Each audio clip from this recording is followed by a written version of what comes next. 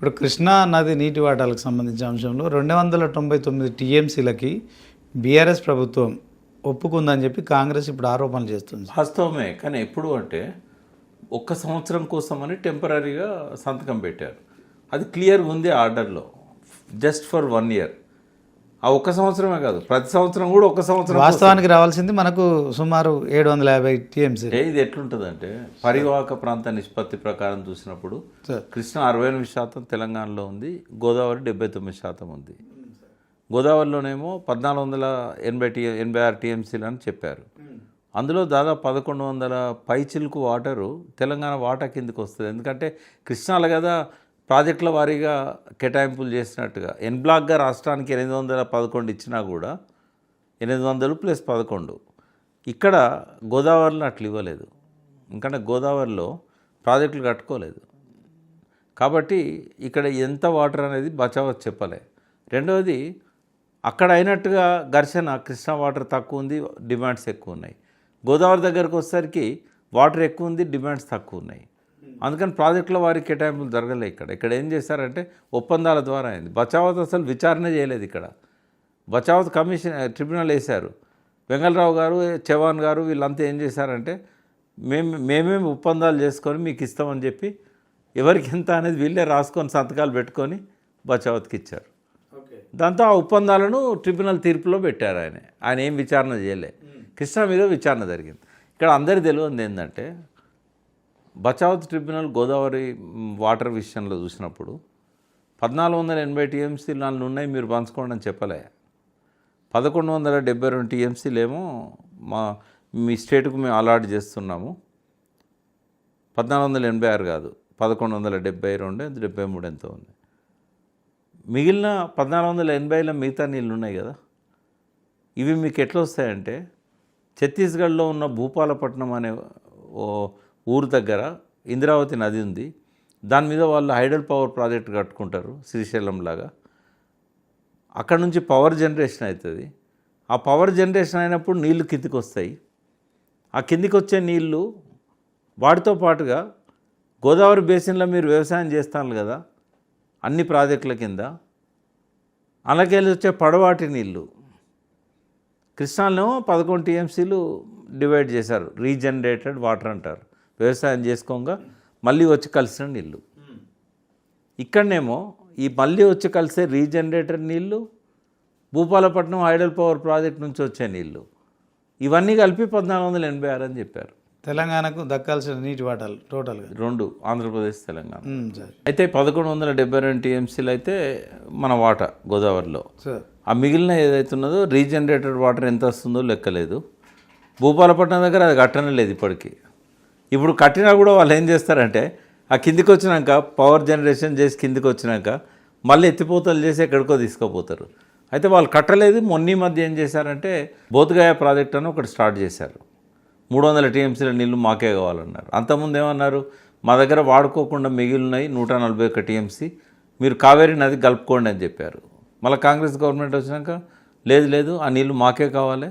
ఇప్పుడు ఎక్కడైతే కాళేశ్వరంలో 139 మెగావాట్ల పంపులు పెట్టి ఎన్ని వందల కిలోమీటర్ల దూరమైన ఎత్తిపోసుకుంటాను కదా, 600 మీటర్ల ఎత్తుకు కూడా మేము కూడా అదే పని చేస్తాం. బోధగాయ ప్రాజెక్టు పెట్టి మా నీళ్ళని మేము ఎత్తుకుంటాం. ఆ బచావత్ ట్రిబ్యునల్లో చెప్పినట్టుగా భూపాలపట్నం బదులు ఇక్కడ మేము హైడల్ పవర్ ప్రాజెక్ట్ పెట్టుకుంటాం. ఇక అక్కడ నుంచి వచ్చేటి చాలా తక్కువ ఉంటాయి, కంపల్సరీ రావాలని ఏం లేదు. కాబట్టి గోదావరిలో ఎన్ని నీళ్ళు ఉన్నాయో లెక్క తేలలేదు. తెలంగాణ తనకున్న వాటాలో స్వాతంత్రం వచ్చిన కాంచి ఇప్పటిదాకా వాడుకుంటున్నాయి అన్నీ కలిపితే 400, 450 వాడుకునే, ఇంతకంటే ఎక్కువ వాడుకునే అవకాశం కూడా లేదు. ఎందుకంటే ఎగువ రాష్ట్రాల నుంచి అప్పర్ గోదావరి అంటాం మనం, మిడిల్ గోదావరి అంటాం. అప్పర్ గోదావరి శ్రీరామ్ సాగర్ కంటే పైన ఉన్నది. మిడిల్ గోదావరి అంటే ప్రాణహిత కాళేశ్వరానికి ఈ అప్పర్ గోదావరికి మధ్యలో ఉన్నది. ఈ రెండిట్లో నీళ్ళు లేవు. దిగువ గోదావరిలో నీళ్ళు ఉన్నాయి. అంటే గోదావరిని 3 భాగాలు చేశారు. శ్రీరామ్ సాగర్ పైన అప్పర్ గోదావరి, శ్రీరామ్ సాగర్ కాళేశ్వరంకి మధ్య గోదావరి, ఈ కాళేశ్వరం కాన్ఫ్లుయెన్స్ గుడి ఉన్న కాడ నుంచి మేడిగడ్డ మీదుగా ఈ గోదావరి సముద్రంలో కలిసేదాకా ఈ దిగువ గోదావరి. నీళ్ళు ఎక్కడున్నాయంటే దిగువ గోదావరిలో ఉన్నాయి. భూమి ఎక్కడుంది తెలంగాణ భూమి అంటే 600 మీటర్ల ఎత్తు పైన ఉన్నది. కొండపోచమ్మ సాగర్ కాదు, ఇదేంటంటే మనకు నిజామాబాద్ కానీ ఆదిలాబాద్ నిజామాబాద్ నా, తర్వాత మంజీరా బేసిన్ కూడా, మంజీరా నది గోదావరిలో కలుస్తుంది కాబట్టి గోదావరికి ఉపనది. మానేరు కూడా గోదావరికి ఉపనది. అయితే మంజీరా ఏదైతే సింగూరు ప్రాజెక్ట్ ఉందో అది తెలంగాణలో 600 మీటర్లకు పైన ఉంటుంది. తెలంగాణ మొత్తంలో అత్యంత ఎత్తైన ప్రాంతం ఎక్కడ అంటే మహబూబ్నగర్ జిల్లాలో షాద్నగర్ దగ్గర పైన ఉంటుంది. అక్కడ అది 665 మీటర్ల ఎత్తున ఉంటుంది. బట్ ప్రాజెక్టులలో చూస్తే సింగూరు ప్రాజెక్టు అన్నిటికంటే హైయెస్ట్ 600 మీటర్ల పైన ఉంది. దానికి కొంచెం దిగువన నిజాం సాగర్ ప్రాజెక్ట్ ఉంది, దానికి కొంచెం దిగువన శ్రీరామ్ సాగర్ ప్రాజెక్ట్ ఉంది. అయితే ఈ ప్రాజెక్టులన్నీ కూడా ఉన్న దగ్గర నీళ్లు లేవు, పైన మంజీరాల నీళ్ళు లేవు. అంటే వచ్చిన నీళ్ళని వచ్చినట్టుగా మహారాష్ట్ర కర్ణాటక వాడుకుంటున్నాయి. మంజీరా మీద మహారాష్ట్ర 32 బ్యారేజీలు కట్టింది, కర్ణాటక 5 బ్యారేజీలు కట్టింది. బ్యారేజీకి 2 దిక్కులు కూడా పంపులు పెట్టిండ్లు, పెద్ద పెద్ద పంపులు, కాలువలు వాళ్ళు పారించుకుంటాను. సిడబ్ల్యూసి అనుమతి లేకుండానే ఇవన్నీ జరిగిపోయినాయి. ఇట్లా గోదావరి మీద మనకు గోదావరి ఎక్కడైతే మంజీరా గోదావరి కలుస్తుందో కందకుర్తి, దానిపైన నాందేడు పైన జైక్వాడ్ ప్రాజెక్ట్ అని ఉంది. అక్కడ నుంచి ఇక్కడ దాకా 13 బ్యారేజీలు కట్టారు. బాబ్లీ అనేది అందులో ఒకటి. వాటి దగ్గర కూడా పెద్ద పెద్ద పంపులు పెట్టి 2 దిక్కుల వ్యవసాయాలు చేసుకుంటున్నారు. ఎన్ని నీళ్ళు వస్తే అన్ని నీళ్ళు ఆపుకొని వాళ్ళే వాడుకుంటున్నారు. ఇదంతా కూడా కేసీఆర్ గారు పవర్ పాయింట్ ప్రజెంటేషన్ ద్వారా 2016లో అసెంబ్లీలో ఇచ్చారు. ఇప్పటికీ యూట్యూబ్లో ఉంది. అయితే ఇన్ని బ్యారేజీలు 100,000 బ్యారేజీలు కట్టారు ప్రతి వాగు మీద. ఇక పైన నీళ్ళు వచ్చే అవకాశం లేదు. మరి ఇప్పటిదాకా మనం వాడుకునే 400 టీఎంసీలే.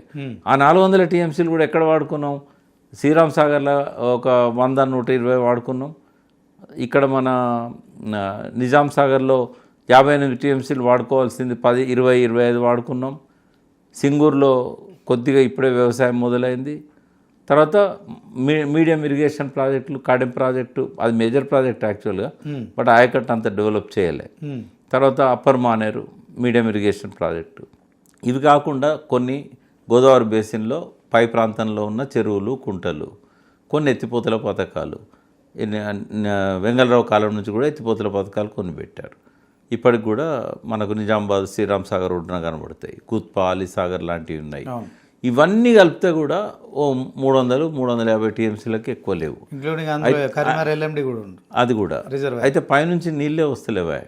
అంటే గోదావరిలో మనకున్న వాటా అది 1000 టీఎంసీలైనా 968 టీఎంసీలైనా పైన నీళ్ళు వస్తలేవు. ఎప్పుడో 4 ఏళ్ళకు ఒకసారి, 3 ఏళ్ళకు ఒకసారి వస్తాయి.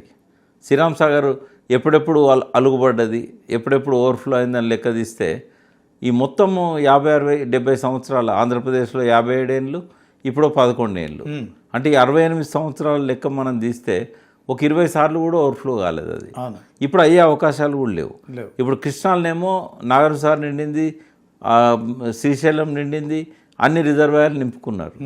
గోదావరిలోకి వచ్చేసరికి ఎల్లంపల్లి 10 టీఎంసీలు లేవు, మిడ్మానేరు ఎండిపోయి ఉన్నది, మలన సాగర్ ఎండిపోయి ఉన్నది, కొండపోచం ఎండిపోయి ఉన్నది, పైన ఉన్న శ్రీరామ్ సాగర్ ఎండిపోయి ఉన్నది. ఇక్కడ నీళ్ళే లేవు. ఇప్పుడు నాట్లు వేసుకునే పరిస్థితి లేదు. రెయిన్ఫాల్ అనేది వర్షపాతము 20% డిఫిసిట్ ఉన్నది మొత్తం ఉత్తర తెలంగాణ. అయితే పైన నీళ్లు వాడుకోవడానికి అవకాశం లేదు, కింద నీళ్లు ఉన్నాయి.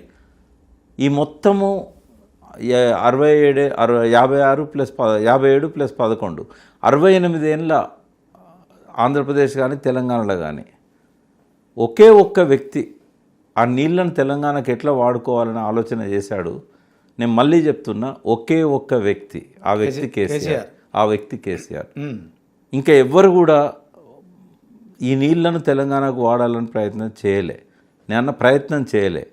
కానీ ఒక విజన్ ఉన్న వ్యక్తి వెంగళరావు గారు ఏం చేశారు? అసెంబ్లీలో వైట్ పేపర్ పెట్టారు. వైట్ పేపర్ పెట్టి పైనున్న నీళ్లను ఎట్లా వాడుకోవాలనో ఆదిలాబాద్కే ఒక 15-16 ప్రాజెక్టులు డిజైన్ చేశాడు. అదొక మంచి పని ఆయన చేసింది.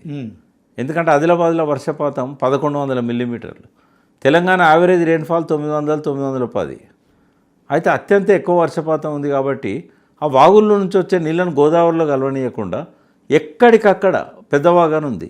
ఒక పెద్దవాగు మీదనే 7-8 ప్రాజెక్టులు డిజైన్ చేశాడు. గెడ్డన్నవాగు ప్రాజెక్టు, దాంతోపాటు వట్టివాగు ప్రాజెక్టు, ఇవన్నీ వెంగళరావు గారు చేశారు.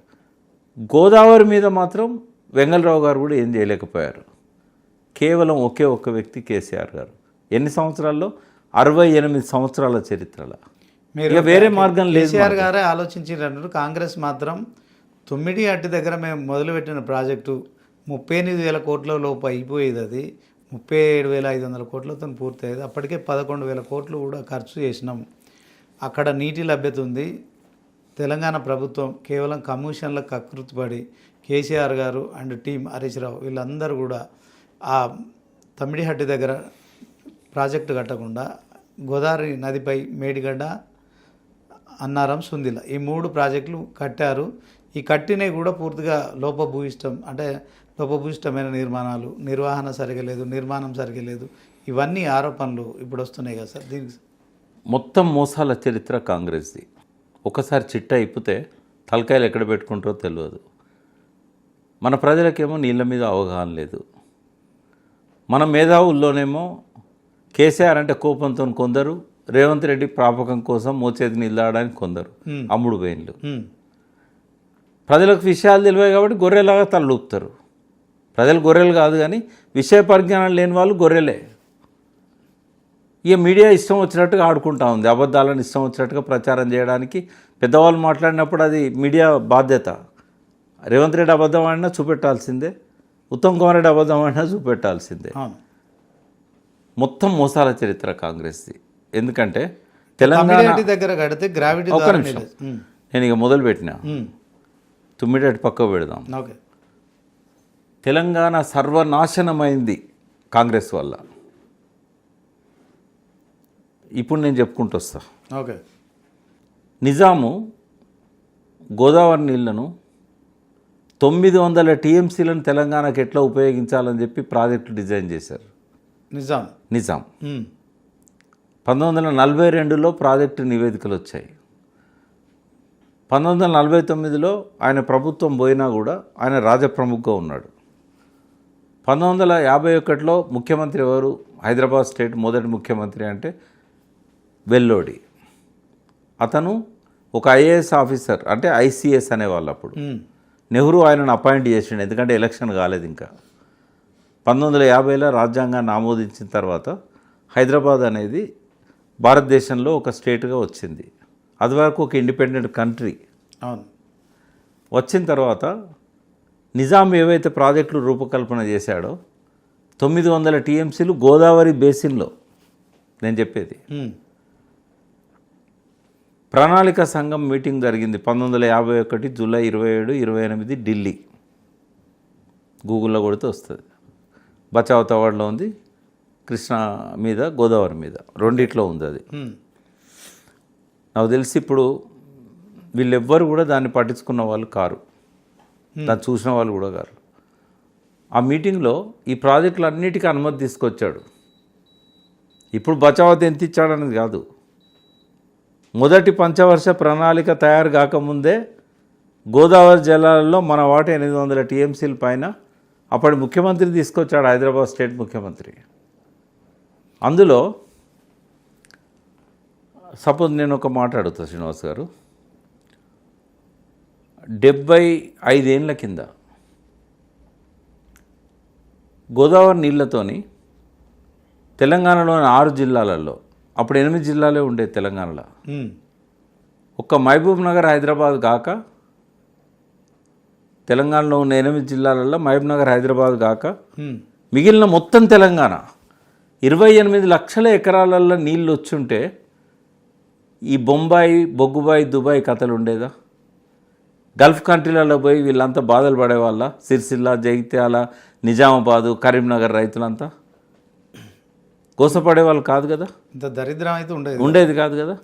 28 లక్షల ఎకరాలకు నీళ్ళిచ్చే ప్రాజెక్టును, దాని పేరు గోదావరి బహుళార్థ సాధక ప్రాజెక్టు, మొదటి పంచవర్ష ప్రణాళికలో పెట్టారు. దీన్ని రద్దు చేసింది నీలం సంజీవ్ రెడ్డి, కాంగ్రెస్ పార్టీ ముఖ్యమంత్రి, తొలి ముఖ్యమంత్రి. అంటే తొలి దశ ఉద్యమం కన్నా ముందే అప్పుడున్న నిజాం రాజు, తర్వాత ఆయన వెల్లోడి అనే తెలంగాణ, అప్పుడు హైదరాబాద్ చీఫ్ మినిస్టర్, వీళ్ళంతా అప్పటికే తెలంగాణ సస్యశ్యామలం చేద్దామనే ఆలోచనతోనే ఉన్నారు. చెప్పుకుంటూ వస్తాం. మీరు ప్రశ్న వేశారు కదా, ఇంకొక అరగంట అవుతుంది. రైట్. కానీ దీన్ని రద్దు చేశారు. నేనేమంటున్నా అంటే పూర్వ మహబూబ్ నగర్, హైదరాబాద్ వాళ్ళు తప్ప తెలంగాణలోని 6 జిల్లాలు ఇప్పుడు 28 జిల్లాలు అయినాయి. అవును వీళ్ళందరూ వినాలని చెప్తున్నా. అవును గొర్రెల్లాగా తలలు ఊపకండి కాంగ్రెస్ వాళ్ళు చెప్పేది. కాంగ్రెసే సర్వనాశనం చేసింది మన బతుకులను. 28 లక్షల ఎకరాలకు నీళ్ళిచ్చే project on record Bachao tribunal అవార్డులో ఉంది. దాని గురించి ప్రస్తావన. కాంగ్రెస్లు కానీ కమ్యూనిస్టులు కానీ ఆ ప్రాజెక్టు రద్దు చేసినప్పుడు ఒక్కడు మాట్లాడలేదు. ఒక్క మాజీ ఎమ్మెల్యే అసెంబ్లీలో మాట్లాడలేదు. ఒక్క మంత్రి మాట్లాడలేదు. కమ్యూనిస్టులు కూడా మాట్లాడలేదు. కమ్యూనిస్టులు మాట్లాడలేదు, కాంగ్రెస్ వాళ్ళు మాట్లాడలేదు. కమ్యూనిస్టులు 67, 68లో మాట్లాడారు. తెలంగాణ ఉద్యమం మలదశ ఉద్యమం స్టార్ట్ అయ్యే ముందు, తొలి దశ ఉద్యమం స్టార్ట్ అయ్యే ముందు వీళ్ళు పెద్ద మనుషులు ఒప్పందం మీద సంతకం పెట్టిన వాళ్ళు కూడా ఎవరు మాట్లాడలేదు. దేవునూరు అన్యాయం బలైపోయింది. దేవునూరు కట్టలేదు, రద్దు అయిపోయింది. Next Penganga project. ఇప్పుడు కేసీఆర్ చెనాక కొరాట పేరుతో పెనుగంగ మీద మహారాష్ట్ర ముఖ్యమంత్రితోని ఒప్పందం చేసుకొని ఆయన దిగిపోయే నాటికి పూర్తి చేశాడు. చెనాక కొరాట ఇది పెనుగంగ మీద ప్రాజెక్టు. ఇది వెల్లోడి గారు నీటి కేటాయింపులు తెచ్చాడు 1951లో. ఇక్కడ 57 ఏళ్ళ 18 ఏళ్ళు పరిపాలించిన తెలుగుదేశం కానీ 40 ఏళ్ళు పరిపాలించిన కాంగ్రెస్ కానీ ఏనాడు పెనుగంగను పట్టించుకోలేదు. ఆ ప్రాజెక్టును మొదలే పెట్టలేదు. దానికి మొదటి బాధ్యత నీలం సంజీవరెడ్డిది, తర్వాత వచ్చిన ముఖ్యమంత్రులది. తెలంగాణ ప్రజల మీద ఏం ప్రేమ లేదు. రాజశేఖర రెడ్డి కూడా ఒకసారి జలయజ్ఞం పట్టించుకోలేదు. దీన్ని పెనుగంగను రాజశేఖర రెడ్డి కూడా పట్టించుకోలేదు. జలయజ్ఞం అనేది ధనయజ్ఞం తర్వాత చెప్తా నేను. ఇప్పుడు మనం ఇంకా 56లోనే ఉన్నాం. దేవునూరు పోయింది. గోదావరి బౌలార్థ సాధక ప్రాజెక్టు చిన్నగా పోచంపాడులాగా మారిపోయింది. 5.5 లక్షల ఎకరాలకు 29 లక్షల ఎకరాలది. మూడో ప్రాజెక్టు పెనుగంగ నాశనం అయిపోయింది, మొదలే పెట్టలేదు. కేసీఆర్ మొదలు పెట్టాడు, కంప్లీట్ చేశాడు. 4వ ప్రాజెక్టు ప్రాణహిత. జలయజ్ఞంలో రాజశేఖర రెడ్డి గారు టేకప్ చేసిన ప్రాణహిత ఇది నా మానస పుత్రిక అన్నాడు. నీకు తెలియదురా నాయన, నీ మానస పుత్రిక కాదు అది, అది నిజాం మానస పుత్రిక. 50,000 ఎకరాలకు ఆదిలాబాద్లో నీళ్ళు ఇవ్వాలని వెల్లోడి దాని మీద అనుమతి సంపాదించుకొని వచ్చిండు. 51లో జూలై 27, 28 తట్టెడు మన్ను తీయలేదు. ఈ 57 ఏళ్ళ సమైక్య రాష్ట్రంలో ఆ ప్రాణహిత ప్రాజెక్టుకు అక్కడ తట్టెడు మన్ను తీసిన వాళ్ళు లేరు. ఆ పేరుతోని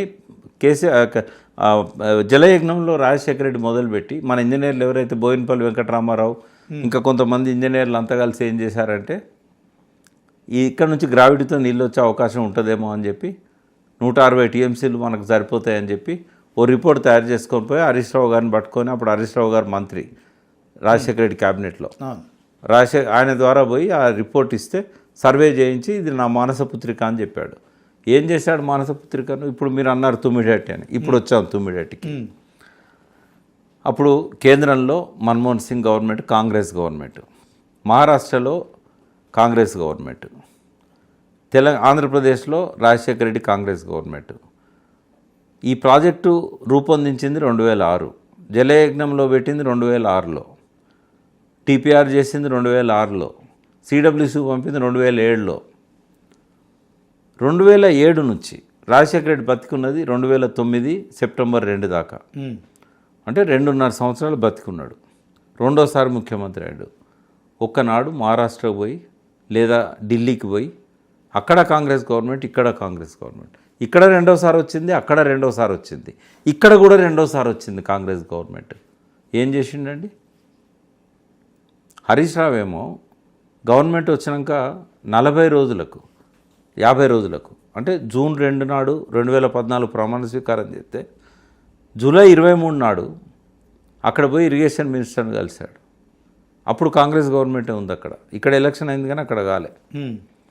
ఆయన ఏమన్నాడు? పృథ్వీరాజ్ చౌహాన్ అంటే ఇరిగేషన్ మినిస్టర్ల స్థాయిలో ఇది పరిష్కారం కాదని చెప్పి అక్కడ ఇరిగేషన్ మినిస్టర్ చెప్పాడు. తర్వాత పోయి ముఖ్యమంత్రిని కలిశాడు. పృథ్వీరాజ్ చౌహాన్ ఏమన్నాడు? ఎలక్షన్లు ఉన్నాయి మాకు అక్టోబర్లో, మాకు ఇక్కడ మేము ప్రాజెక్టు కడితే కనుక మాకు ఓట్లు పడాయి, మీకు సంతకం పెట్టినా మాకు ఓట్లు పడాయి, ఎలక్షన్ తర్వాత రండి, మా గవర్నమెంట్ వస్తే మళ్ళీ ఆలోచిద్దామన్నాడు. ఆ గవర్నమెంట్ రాలే, బీజేపీ గవర్నమెంట్ వచ్చింది కేంద్రంలోను మహారాష్ట్రలో. అప్పుడు కేసీఆర్ఏ డైరెక్ట్ పోయాడు, హరీష్ రావు కూడా పోయాడు. పోయినాక ఎంత బతిమలాడినా విద్యాసాగర్ రావు గారు గవర్నర్ అక్కడ, ఆయన తెలంగాణ బిడ్డ, గోదావరి జలాల మీద యాత్ర చేసిన బిడ్డ. ఆయనే రాజ్భవన్కు పిలుచుకొని ఇద్దరు ముఖ్యమంత్రులను మీరు ఏదో ఒక రకంగా దీనికి ఒక సయోధ్యకు రండి అంటే నేను సస్తే ఒప్పుకునేది లేదు. ఎందుకంటే ఈ నినాదంతోనే నేను గెలిచిన, నేను జైలు కూడా పోయినా నేను ఈ ప్రాజెక్ట్ వద్దని, నాకు తలవంపు కాదా, నాకు ప్రెస్టేజ్ కాదా, మీరు ఎంత నష్టపరిహారం ఇస్తామనేది నాకు కాదు, నేను ముఖ్యమంత్రి ఉన్నంతకాలం నేను ఈ ప్రాజెక్టును కట్టని. మరి ఏం చేయాలంటే ఇంజనీర్ల కమిటీ వేసుకొని తక్కువ కట్టుకోండి, మునిగిపోకుండా తక్కువ కట్టుకోండి. లాస్ట్కు 151 ఒప్పుకోలే, 150 మీటర్లకు ఒప్పుకోలే, 149కి ఒప్పుకోలేదు, 148 కాడ ఒప్పుకున్నారు.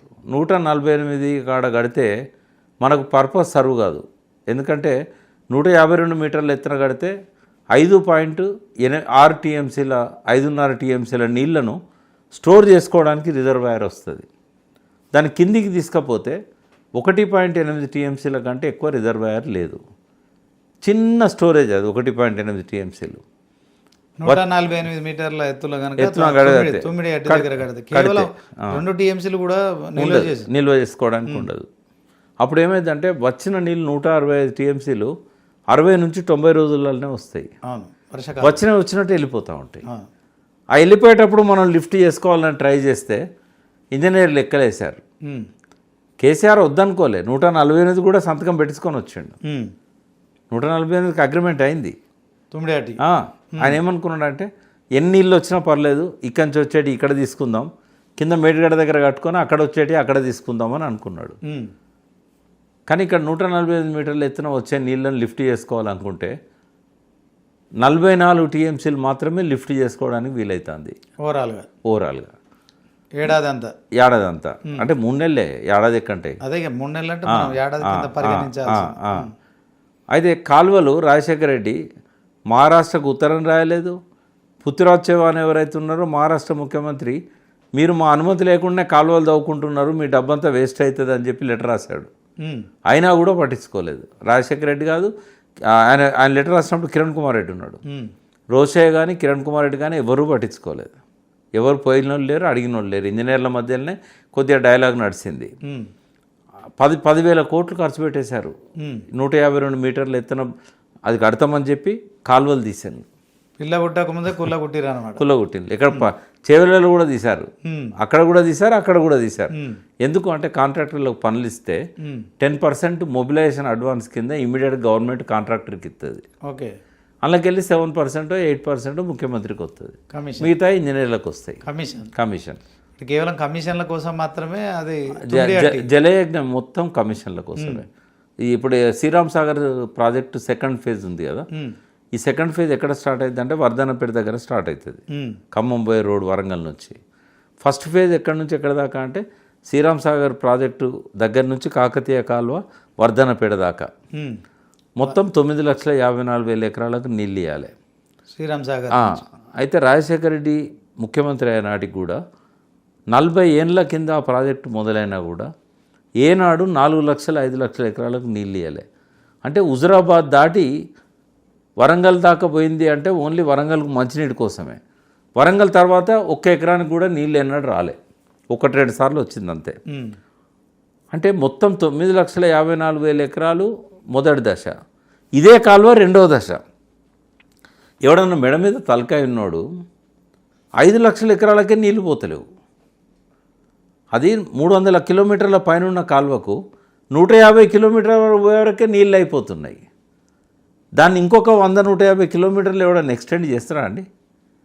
1 సంవత్సరం కాదు, 2 సంవత్సరాలు కాదు, 30 సంవత్సరాలు ఆ కాలువ తీసిన తర్వాత 87 ఎన్టీ రామారావు కాలువలు తవ్వించిండు అక్కడ.